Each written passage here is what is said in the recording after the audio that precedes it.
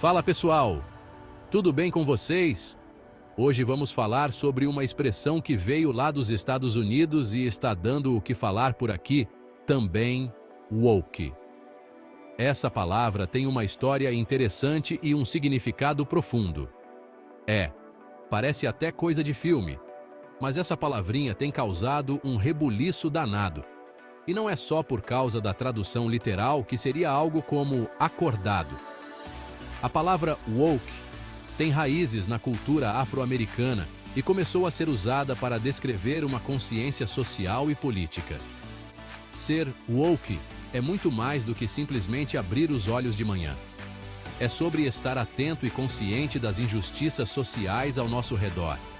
É sobre abrir a mente para as injustiças, para a desigualdade, para o preconceito que ainda rola solto por aí. É um chamado para a ação, para lutar por um mundo mais justo e igualitário. É como se a pessoa que se considera woke tivesse tirado uma venda dos olhos e finalmente enxergasse a realidade da vida, sabe? É um despertar para as questões sociais e políticas que afetam a todos nós. Entendesse a luta de quem sofre com a desigualdade e topasse entrar nessa briga por um mundo mais justo. Ser woke é se comprometer com a mudança e a justiça social. Mas como tudo na vida, a história do woke tem lá seus capítulos polêmicos. Bora entender isso melhor? Vamos explorar como essa palavra evoluiu e como ela é vista hoje em dia. Para entender o woke de verdade, a gente precisa voltar um pouco no tempo. Imagine os Estados Unidos lá nos anos 30, época de segregação racial, quando ser negro significava viver uma barra pesada todo santo dia. Em meio a essa dureza toda, a palavra woke surgiu como um grito de alerta dentro da comunidade afro-americana. Era um jeito de dizer: estamos juntos nessa luta. Fiquem espertos, de olho aberto, porque o racismo não dá trégua. Era como um código de sobrevivência, união e resistência em tempos difíceis. E essa expressão, carregada de história e significado, foi passando de geração em geração, mantendo a chama acesa na luta contra o racismo. Aí chegamos nos anos 2010, com um novo movimento social bombando nas ruas, o Black Lives Matter. A morte de jovens negros como Trayvon Martin e Michael Brown, vítimas da violência policial, reacendeu a revolta contra o racismo. E foi nesse contexto que o woke ganhou uma força enorme, ultrapassando os muros da comunidade negra e se espalhando pelas redes sociais como fogo em mato seco. Ativistas, artistas, intelectuais, todo mundo começou a usar o termo para denunciar o racismo enraizado na nossa sociedade, a brutalidade policial e a desigualdade que insiste em nos separar. Woke virou sinônimo de luta por justiça social, um chamado para a galera acordar para a realidade e construir um mundo mais justo e igualitário.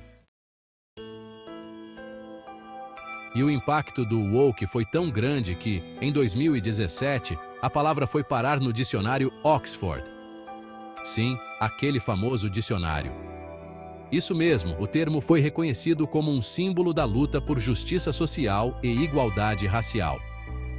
A partir daí, o woke deixou de ser uma gíria de nicho e se tornou um termo importante para entendermos as discussões atuais sobre justiça social, identidade e representatividade. Mas, como nem tudo são flores, a popularização do termo também trouxe uma porção de polêmicas. Se por um lado o woke virou um grito de guerra para quem luta por um mundo mais justo, onde todos têm as mesmas oportunidades e direitos, por outro, o termo também virou alvo de críticas intensas e polarizadas. Tem gente que acha que o woke é só mimimi, uma tentativa de impor uma agenda progressista a todo custo, um monte de gente chata querendo censurar tudo e todos, sem espaço para opiniões divergentes. Acusam o movimento de ser radical demais, de não tolerar qualquer tipo de discordância, de criar uma cultura de vitimização, onde qualquer crítica é vista como opressão, e de acabar com a liberdade de expressão, essencial para uma sociedade democrática.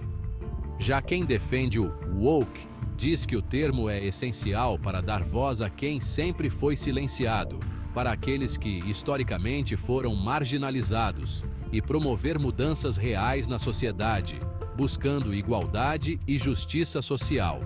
Para eles, o politicamente correto nada mais é do que respeito ao próximo, uma forma de garantir que todos sejam tratados com dignidade, e combater o discurso de ódio e o preconceito é essencial para construirmos um mundo mais justo, onde todos possam viver sem medo de discriminação ou violência.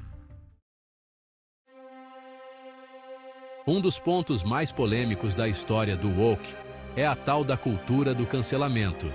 Esse fenômeno tem dividido opiniões e gerado debates acalorados. Imagina só, um artista famoso faz uma piada racista e, em questão de minutos, é cancelado nas redes sociais. A velocidade com que isso acontece é impressionante. As pessoas param de segui-lo, boicotam seu trabalho e até mesmo eventos são cancelados. Exigem que ele seja demitido, fazem a maior pressão. A mobilização é intensa e rápida. Para quem defende a cultura do cancelamento, essa é a única forma de fazer com que as pessoas se responsabilizem por seus atos e parem de propagar preconceito por aí. É uma forma de dizer que certos comportamentos não serão mais tolerados.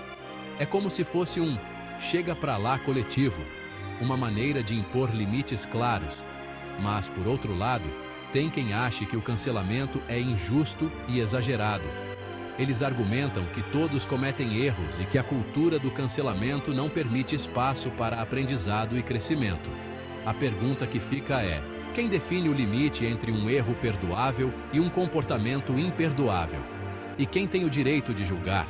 E será que não existe espaço para o perdão e a redenção nesse mundão da internet? Será que estamos sendo justos ao cancelar alguém?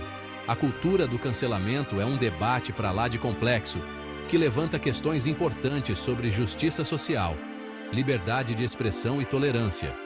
É um tema que nos obriga a refletir sobre os limites da nossa própria moralidade e sobre como queremos construir uma sociedade mais justa e inclusiva. No fim das contas, a busca por justiça social deve sempre caminhar lado a lado com a empatia e a compreensão. Afinal, todos nós estamos aprendendo e evoluindo. E como não podia faltar, a política também entrou de sola na discussão sobre o woke. Nos Estados Unidos, políticos conservadores, como o ex-presidente Donald Trump, usaram o termo para atacar seus adversários, chamando-os de radicais de esquerda, que querem censurar o povo e acabar com os valores tradicionais do país. Já os políticos progressistas, como o atual presidente Joe Biden, defendem a importância do diálogo sobre justiça social e igualdade racial, buscando se conectar com as demandas de grupos que historicamente foram marginalizados.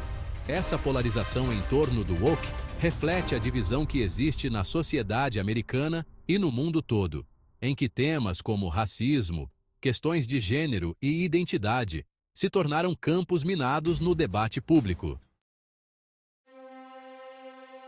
O woke é muito mais do que uma modinha passageira. É um fenômeno social e cultural que coloca o dedo na ferida e expõe as contradições do nosso tempo. O debate sobre o woke nos faz pensar sobre justiça social, identidade, representatividade, liberdade de expressão, os limites do politicamente correto. É uma discussão que não tem resposta fácil, que exige de cada um de nós um exercício de autocrítica, empatia e diálogo. E você? O que pensa sobre o woke? Acha importante se manter acordado para as injustiças do mundo?